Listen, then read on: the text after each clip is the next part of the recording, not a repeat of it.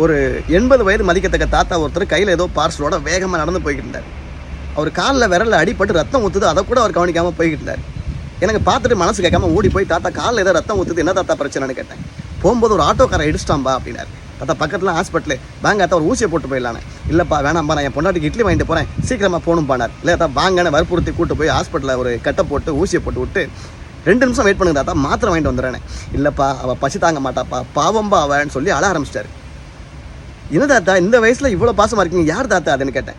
என் பொண்டாட்டி தான் பானார். உங்கள் பொண்டாட்டி மேலே உங்களுக்கு அவ்வளோ பாசமானு கேட்டேன். ஆமாப்பா எனக்கு அவன் மேலே பாசம், அவளுக்கும் என் மேலே பாசம். ஆனால் அவள் சுயநினைவு வளர்ந்து 3 வருஷம் ஆச்சு, என்னை யாருன்னு கூட அவளுக்கு தெரியாது பானார்.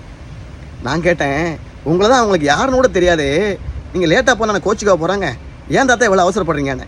அவர் சொல்கிறாரு, அவளுக்கு தான் என்ன யாருன்னு தெரியாது, ஆனால் எனக்கு அவள் யாருன்னு தெரியுமே பானார். இப்போ சொல்லுங்கள், எதுங்க உண்மையான தாம்பத்தியம்?